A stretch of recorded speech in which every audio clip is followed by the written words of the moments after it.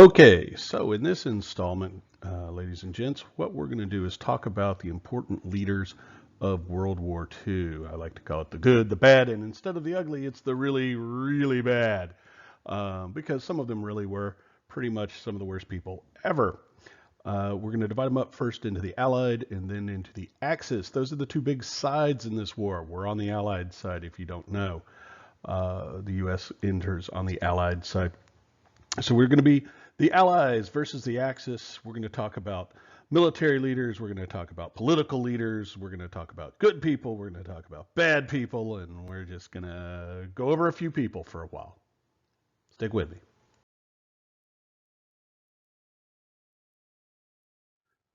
And we're going to start off with President of the United States, Franklin Delano Roosevelt, FDR. He was elected in 1932. Of course, that means he took office in 1933. And he's going to remain president, being elected an unprecedented and now illegal 4 times.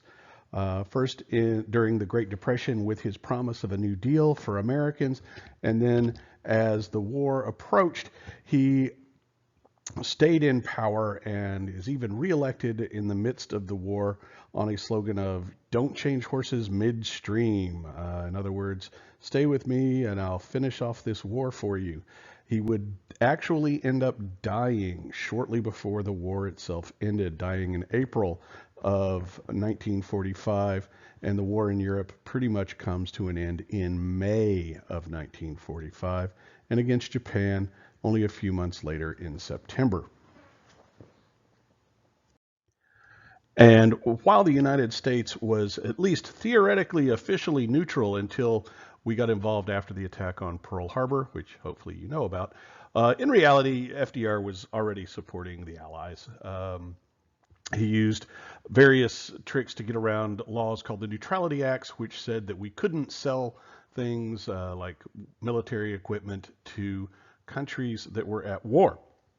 And so instead of selling them, he loaned them or leased them or traded them, but didn't sell them, and so he didn't break the law. And so he's already early on supporting the British and later the Soviets, even before the U.S. gets into the war. Next up is a man that I admire so much that I named my dog after him. Yep, that's right, Winston Churchill, the Prime Minister of Great Britain through most of the war. He becomes Prime Minister in May of 1940 after Neville Chamberlain, the fellow before him who had made all those deals with Hitler, resigned when Hitler finally attacked France. And the war really began in earnest for Great Britain. He was actually half American. His mother was an American. His father was a minor British aristocrat. He's a very interesting fellow. He'd been a soldier. He'd been a journalist and a writer. He was a historian. He wrote a series of books called The History of the English-Speaking Peoples. It's very good. He was a painter. He was a POW during the Boer War. He went down to South Africa as a journalist and was captured by the Boers and then escaped from a POW camp and walked by himself a few hundred miles across Africa until he could get to transport to get him back to the U.S. Or not to the U.S., to the U.K., that is. Sorry about that.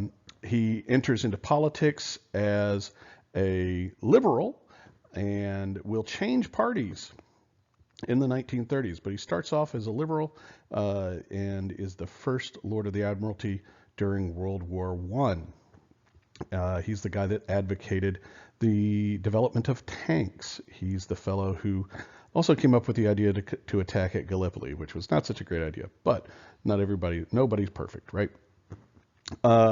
So he was always very tenacious. He never gave up on anything that he wanted. When he changed political parties from the Liberal Party to the Conservative Party, and those are the names of the British parties. Those aren't descriptions, although they kind of are. But and people gave him a lot of heck about it. He said, if a man is not a liberal when he's young, he has no heart. If a man is not a conservative when he is older, he has no brains, explaining why he had changed. As a conservative MP in the late 1930s, he condemned the Munich Agreement. We already discussed that. And he's going to lead the British throughout the war all the way to final victory, even in the worst time periods in 1940 and 41, when it was basically England on their own from, oh, really for about a solid year, from about July, 1st of July 1940 until, okay, 11 months, until about the 1st of June when Hitler invades the Soviet Union. It's basically Britain versus the Germans. And Germany owns most of Europe at that point. So it was very bleak. And it was very tough, and Britain had faced a series of reverses, and things were not looking good. But he refused to give up. He gave several speeches about that, about how Britain would never surrender, would never give up, would continue to fight as long as the Germans were basically being aggressive.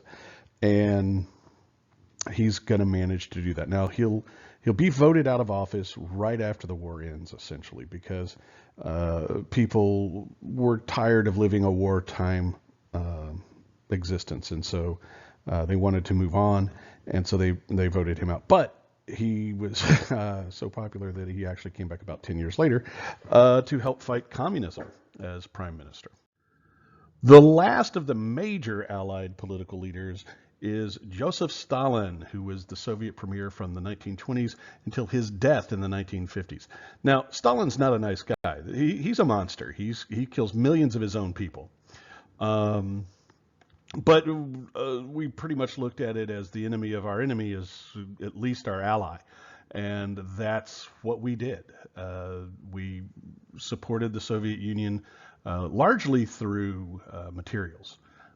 They provided a lot of bodies, and we provided a lot of materials. He never did trust the Allies. Heck, he didn't trust anybody. The man was paranoid schizophrenic. And partly that leads him to believe that the United States and the UK were allowing the Soviet Union through most of the war to do the majority of the dying when it came to fighting the Germans and basically bleeding Germany out by sacrificing Soviet soldiers. And there's a reason for that, because essentially what the US and the UK did was let the Soviets do a bunch of dying for them. It wasn't entirely intentional, but it sure did help. At least keep the casualties on the US and UK side down much lower than they would have been. He plans to seize Eastern Europe after the war for a buffer zone, and by golly, he's going to manage to do that. But we'll talk about that more at the end of the war. Moving on to military leadership, let's talk about Mr. Dwight David Eisenhower, better known as Ike. That was his nickname. This photo, he is speaking to members of the 101st Airborne Division the afternoon before they go dropping into Normandy for a little jaunt across to Germany, called the D-Day invasions. And Eisenhower is going to be made the Supreme Commander of Allied Forces. So he's the Supreme Commander of all the Allied forces, at least on the Western side. He doesn't really have a lot of control over the Soviets. The Soviets are kind of doing their own thing. But he's in charge of the British, the French, the English, or the British and English, same people, of course, the Americans, the Free Poles, all of those groups. They're all basically answering to him. He's doing all of that. He is an excellent military politician. That's why they chose him. He could balance all of the competing and not always working together well Allied commanders below him into working together, at least functionally. Although there were a lot of problems, he managed to smooth over a lot of that by being a very good politician. He was an adequate strategist, but he had other people to help him with that. He was not a master tactician, but that wasn't his job at this point any longer. And so he did a very good job of organizing, training, arranging the Allies to be ready to fight the Germans and then to take the fight to Germany and through France and through Normandy and France, and then across France and into Germany itself. Later on in the late 1940s, he will run for president and win, and he will be president for 8 years during the early years of the Cold War. The most famous and therefore probably the most popular of the British generals is a fellow by the name of Bernard Montgomery, later Field Marshal, the Viscount Bernard Montgomery. He came to prominence during the fighting in North Africa, where he is one of the people that is going to be really responsible for the defeat of the Afrika Korps there in North Africa, protecting Egypt and the all-important Suez Canal, which is what's keeping Britain supplied with oil. He will be in charge of the invasion of Sicily when the Allies begin to move into Sicily and then up through Italy, which we thought would be the easy way to get into Germany, but turns out that it was not, in fact, and we actually almost don't get to Germany through Italy. We have to swing around the other way and come in through France.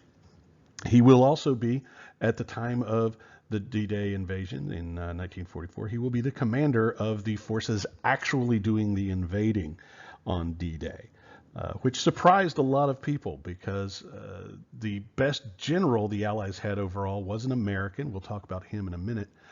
And the Germans really thought that that guy, his name is Patton, would be the one in charge of the D-Day invasions. And so they spent a lot of effort watching Patton and what he did. Eisenhower and his staff made good use of that, and we'll discuss that in a few minutes. He was the guy who came up with the Operation Market Garden Plan, which was an audacious plan that was really just too darn complicated to work. We'll talk about it later on when we talk about the actual fighting of the war. But basically, it was a plan to leapfrog into Germany quickly and end the war rapidly. And when information came up that said that it was probably not going to work, his staff suppressed that and pushed ahead because they wanted to make Monty look good. He was incredibly vain, a prima donna. He wanted his name in the papers, his picture in the papers. He wanted to be the first to liberate Paris and the first to liberate Messina in Sicily and the first to, he wanted to be all these things, showing that he was the first to Rome and all of that, and competed with, again, Patton for those sorts of things, which was foolish, but both of them did it, and so they were both foolish that way. And speaking of Patton, this is the general himself right there. That's General George Patton, who started off as a infantry general, or an infantry officer. I'm sorry, not a general, but an infantry officer back for World War I. Was our very first tank officer. When we started building tanks, he became the first officer commanding a tank platoon. Later, really kind of specialized in commanding tank formations, and that's where his big claim to fame was. He fought in North Africa, he fought in Italy and the invasion of Sicily, and he would fight in Europe. He was, by a long stretch, really our best battlefield commander. But he was a political nightmare. He was a prima donna, much like Bernard Montgomery. He kept newspapermen around him all the time. He loved to see his name in the papers. He thought war was glorious, and he wanted to just shower himself in that and get all the fame and accolades and everything that would come with it. And so he kept newspapermen all around him. There's an incident in which he slaps a soldier in a hospital, and everybody sees him do it, and he just slaps this guy for he was suffering from what now we would call PTSD. Back then they called it shell shock, and called him a coward and ordered him sent back out to the front to where the fighting was thickest, and et cetera, et cetera. And that was, just wrong for him to do, and that caused him problems, cost him his command for a while.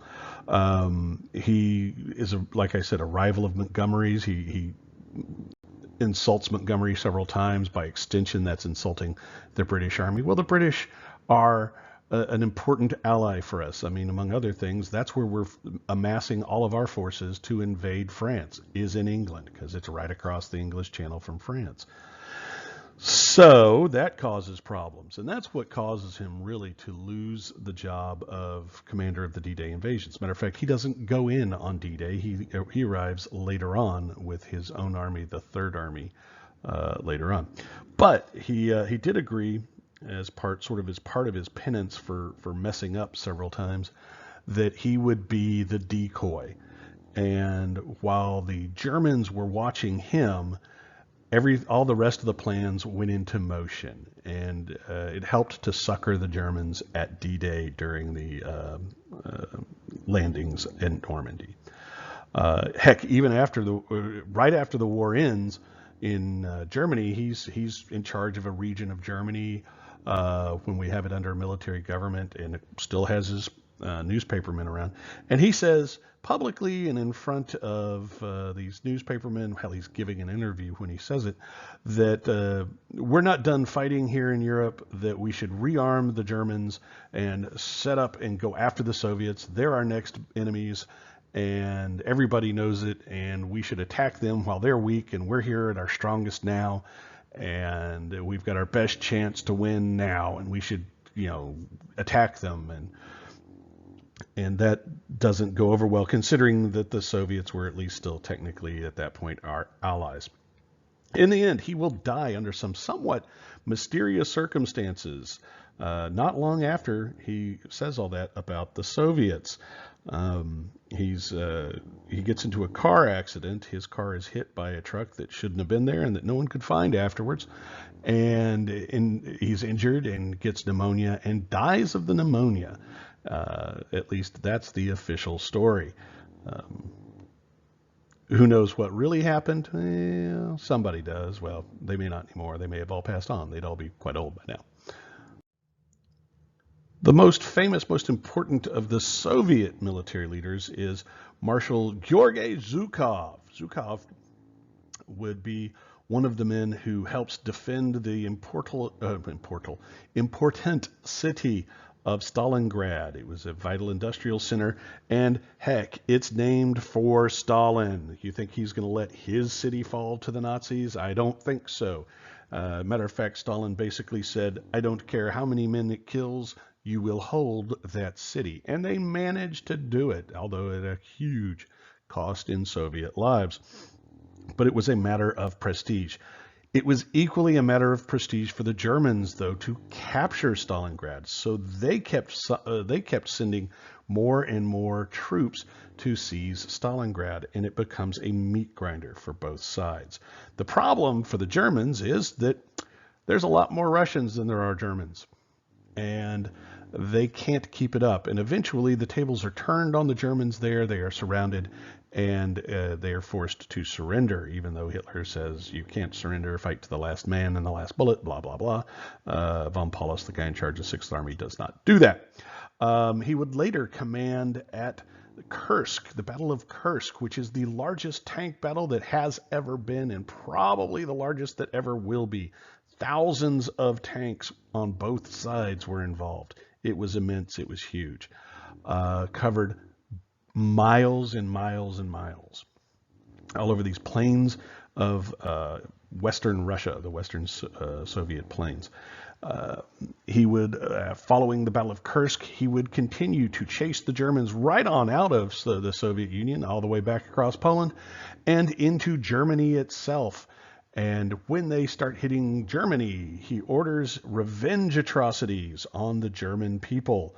And because the Germans, when they had invaded the Soviet Union, they had committed atrocities on the Soviet people. So Zhukov says, get revenge. And they began to rape and pillage and burn and murder basically all across Eastern Germany and Poland. And it's why when Germans surrendered, they ran to the West, trying to surrender to Americans or British, not the Soviets. Switching over to the Pacific side of the war, this is Chester Nimitz, Chester Arthur Nimitz. He's an admiral in the United States Navy who will take over the Pacific Fleet for most of the war. Takes over not long after the attack on Pearl Harbor, which was under Admiral King. Nimitz is a good Texas boy. He's from Fredericksburg, and he's the one that's going to run the war basically for the Allies in the Pacific. And it's under the command of the Navy rather than the Army because, well, it's a Navy war. If you don't have a Navy or ships, you're not moving from island to island to island. And that's what the Pacific War was like. And he's going to lead the successful campaigns against Japan across the Pacific. He followed an island hopping strategy where they would move up these island chains, and any of them that the Japanese had fortified too strongly, they did their best to just avoid them. They skipped them and took all of the islands kind of around them, which would cut them off. They would eventually be starved out, and that's what happens to a lot of them. And by doing so, he saves a lot of American lives for soldiers and Marines who would have to go in. But it's still a very long and difficult and bloody campaign. Some of the places he simply could not bypass. Some of them were just too vital to the war effort to be skipped over. And the last fellow we're going to talk about here is Douglas MacArthur. He's an American general. He was in command at the Philippines when the Japanese attack. He is ordered to leave by the president. He wanted to stay and continue to fight in the Philippines, but he's ordered to leave. When he does, he promises to return. This is in 1941, and when he does return 3 years later, he makes a big to-do about it. He's kind of like Patton and Montgomery. He really likes the spotlight, and so he returns and he says, "I have returned." He led the Army units in the Pacific under overall Navy command, which he didn't like. That bothered him a lot. But again, like I said moments ago, this is really a Navy show. If you don't have the Navy, you can't move the Army. So that's how it worked. His nickname is Dugout Doug, by the way. He was, by that point, he was very much a lead from the rear sort of fella. I'm not a big fan of Douglas MacArthur's. I know a few things about him from my grandfather who fought under his command back in the Philippines that are not terribly complimentary to his leadership. Things where he put troops' lives in danger in order to protect some of his own personal investment money, which is not great. But anyway, he would, after the war, be made the military ruler of Japan during our occupation of that country, and will be chosen to lead the UN forces in the Korean War until he is dismissed by Truman, because he publicly gets into an argument with Truman over the use of nuclear weapons. He says, "Truman, let me atomic bomb these guys." And Truman says, "No." And MacArthur says, "Truman, you're a wimp. You should let me bomb these guys." And Truman says, "Wimp, am I? Well, I'm also your boss. You're fired." And so that's the story of Douglas MacArthur. Okay, I'm going to tell you a secret word now, and keep it secret. But it is quite possibly going to be a bonus quiz or a bonus point on the final exam. The final exam, not the exam number 9, but the semester final. And that word is pepper. P-E-P-P-E-R. Pepper. Okay, well, hopefully everybody knows who this person is. I almost said something rude. Adolf Hitler. Adolf Hitler was Führer of the Third Reich and really the guy who is responsible for the war. He wanted a war. That's all there is to it. He planned on a war, he wanted a war, and by golly, he got the war he wanted. Unfortunately for his own country, he is a total nut job, and his paranoia and psychoses will drive the decisions he makes and the orders he passes on, and a lot of times they're bad ones. So bad, in fact, that his own military will make actually more than one, but the most famous of them is the Valkyrie plot. They will make several plots to attempt to assassinate him. The Valkyrie plot gets close, but no cigar. There was an movie about it called Valkyrie, starring Tom Cruise, a few years ago. But yeah, they came close, but they never got him. Uh, in the end, he's spiraling into madness. He's hiding in a bunker underneath Berlin as the Soviets are coming into the city, and he will commit suicide on April 30th, 1945, the day after he marries his longtime girlfriend, Eva Braun, and they commit suicide together. He's terrified of being caught by the Soviets. He knows they'll do some really awful things to him, and so he poisons himself and shoots himself just to be sure, and has his remains destroyed so that they can't be used as propaganda materials. And there are lots and lots of conspiracy theories that say he didn't die. Nope, he died. The end. But you probably already know pretty much everything you need to know about this nut job by now. And there he is. This is Hermann Goering, one-time World War I fighter ace, an early Nazi supporter. He was involved in the beer hall putsch, in which he was wounded, actually. And during his treatment after he fled the country for a while, he became addicted to morphine and spent the rest of his life as a morphine addict.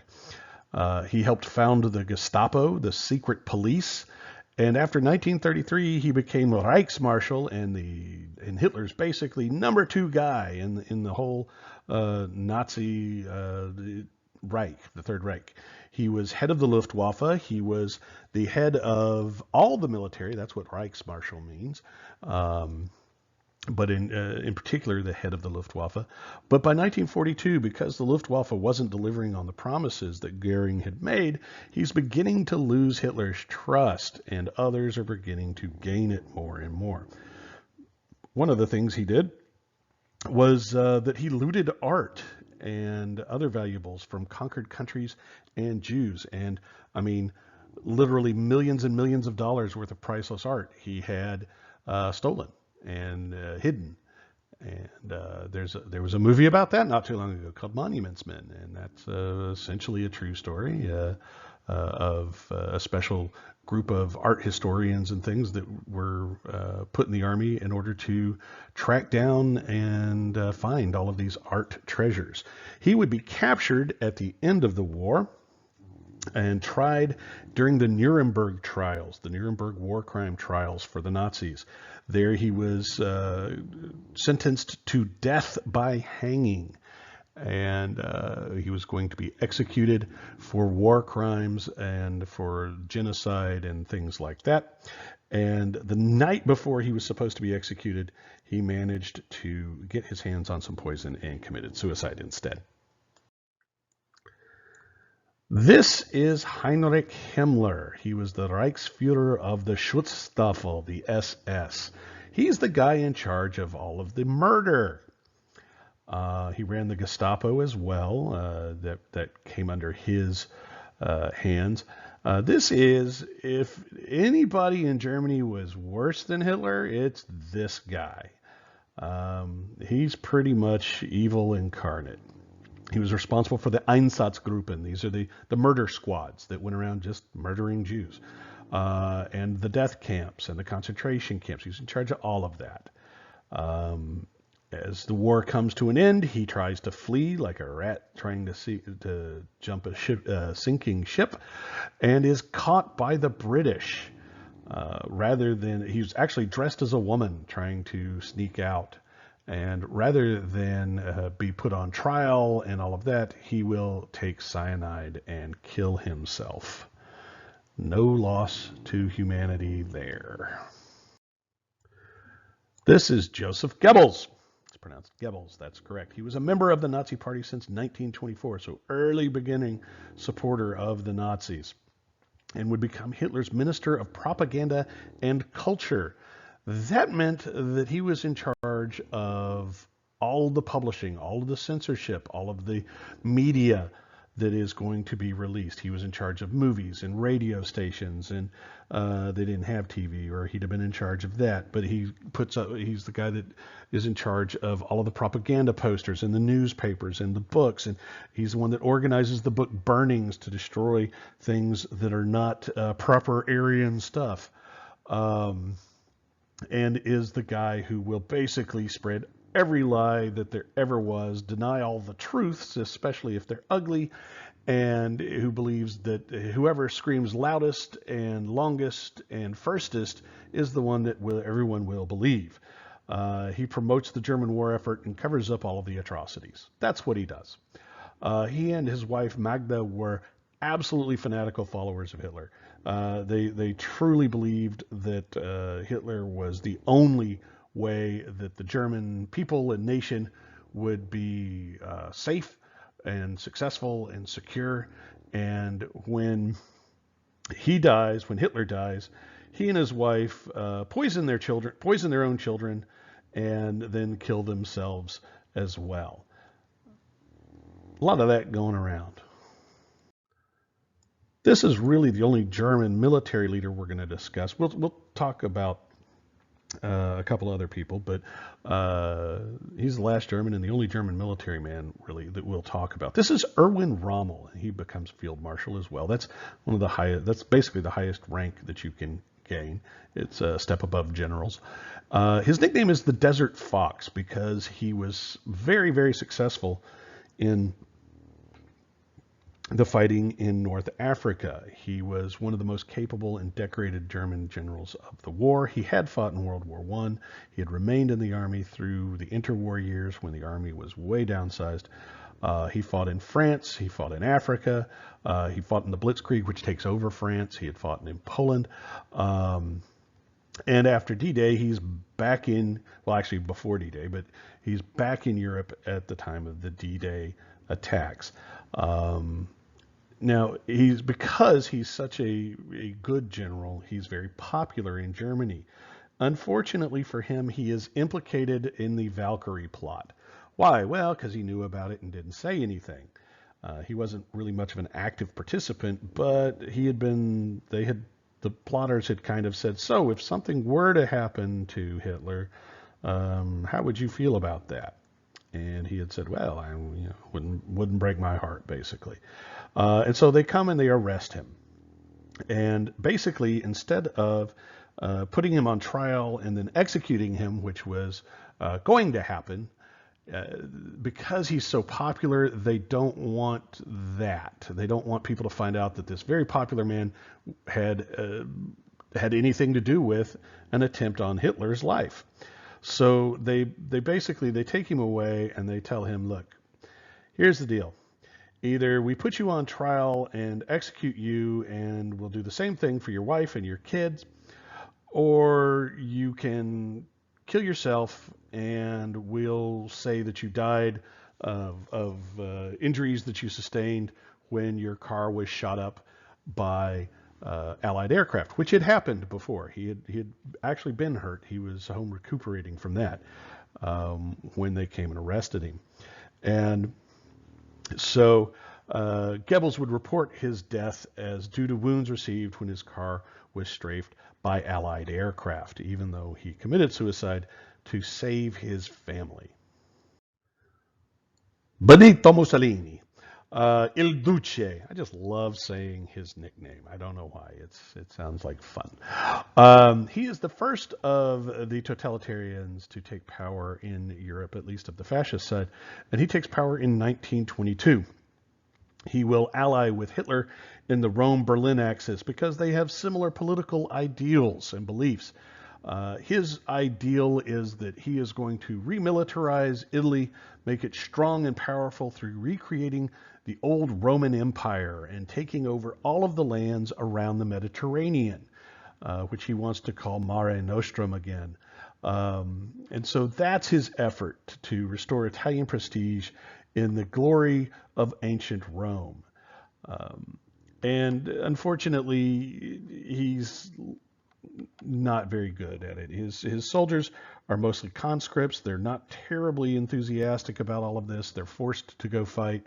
The equipment that they have is second best at best. So he's got sort of lackluster troops for the most part. Not that they didn't fight, they would, but they would surrender a lot. Most of them would surrender a lot more easily than many of the other than say the Germans would, for example, because they really weren't interested in Mussolini's war. After Italy is invaded in 1943, he will be deposed and arrested, and they put him in prison. He is broken out of prison by German paratroopers called Fallschirmjägers, which literally means falling hunters. And the Germans take him to northern Italy, which they still control, and they set up a puppet government in exile, saying this is the legitimate government of Italy, while the rest of Italy was like, yeah, sure it is, whatever, we're doing what Rome says. In the end, he will be recaptured by a group of Italian communist partisans who line him and his mistress up against a wall and shoot them. Then they drag his body around, mutilate it a little bit, hang it up in public so everybody can see it, throw rocks at it, etc., etc.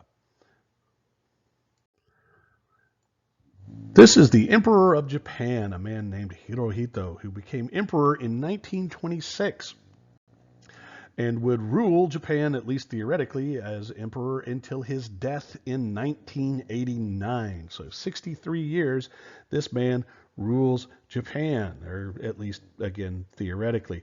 But he really never had any real political power. He was pretty much a figurehead ruler his entire life. But it was a lot of prestige, and he liked it. And he enjoyed the prestige of having an empire. So when his military started to build one, whether his elected government wanted them to or not, he went along with it. He didn't really try to stop them because he liked all the pomp and circumstance and everybody treating him like he was a big deal. And until the very end, after the use of the atomic weapons on Japan, he really didn't oppose. Part of that was fear. The army had assassinated some political figures before, but it wasn't all fear. He will, however, manage to retain his throne after the war is over. Obviously, living until 1989, and staying emperor until 1989, and the war ended in 1945. So he'll stay emperor for another 44 years. He makes a radio address to the Japanese people after the second atomic bombing, saying, "We must endure the unendurable." In other words, we're going to have to surrender. Because the Japanese culturally believed that surrender was just, you could not do it. It was just absolutely something you couldn't endure. And he says, you know what, you're going to have to. And so they do. And that probably saved several 100,000 lives. And so, not a terrible dude, but not a super good guy either. This fella here, on the other hand, is Hideki Tojo. And he was an army general who became prime minister in October of 1941 until July of 1944, when the war was starting to look really bad for Japan by that point. And he's the one that drives the Japanese government into the war and approves the attack on Pearl Harbor, which will happen in December of 41, as you hopefully know. He will be captured, and after the war, he's put on trial for war crimes and executed. War crimes that took place in primarily the killing of civilians and experimentation on them in China and Korea, but also some pretty nasty things that the Army did and that he encouraged them to do in places like Saipan and the Philippines and the Solomon Islands and things like that. So not a really nice guy. I don't even think he thought of it as evil necessarily, as he thought of it as, this is going to work.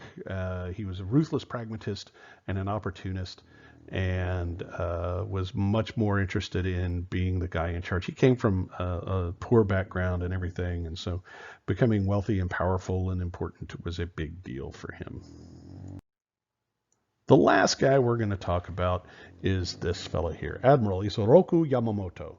He's an admiral in the Imperial Japanese Navy. He was the architect of the plan that included the Pearl Harbor attack. He was actually not in favor of going to war with America. He spoke out against it and was threatened to the point that he actually left Japan and went and got on Japanese Navy vessels, sort of without permission, and stayed on them because he was safe there. He was very popular in the Navy, but the Army was very angry with him. He said we should not go to war with America, and when the government said we don't care what you think, your job is to make a plan, and so make the plan. And so he came up with the plan that is basically the one that the Japanese followed. And essentially the plan was surprise the American fleet at Pearl Harbor, destroy it, and all of its supplies there in Hawaii, grab all of the territory that we can as fast as we can, and then before America can get its feet back under it, tell them, hey, this is what we needed, and we want to have peace now. And hope for the best. Hope that America is so shocked and stunned by the speed and fury of the attack that we respond with, who cares about all those stupid little islands anyway? Obviously, that's not what happened. And when the order climb Mount Nataka, which was the order to begin the attack on Pearl Harbor, was given, he is supposed to have said, I fear we have awakened a sleeping giant and filled him with a terrible resolve. He had lived in America. He knew Americans. He had studied here. He had been in the Japanese embassy here for a while. He knew America and knew what we were capable of, and knew that he didn't really want Japan to get into a war with us. Unfortunately for him, of course, he's going to take the blame for the attacks on Pearl Harbor, and we will actually hunt him down and kill him. We find out where his plane is flying one day and the route that it's going to be taking, and we send up a bunch of our airplanes and shoot him down, and he dies in the crash or the attack. So while he was just a guy doing his job, and so as far as we know, not responsible for any sorts of war atrocities or things, we still hunted him down and killed him. And that's going to do it for part B, talking about, real quickly, just talking about the leaders of World War II for both sides and all of the theaters and things. Again, this is just a real brief overview of them. There are hundreds and hundreds of other people we could have discussed, from General Slim Pickens to Omar Bradley, to General Marshall, to Audie Murphy, and all kinds of people in between. But we just don't have time, so we're not going to. And so what we'll do is move on to part C, and that's the one that's going to be about the bells. This is going to be the long one of this series.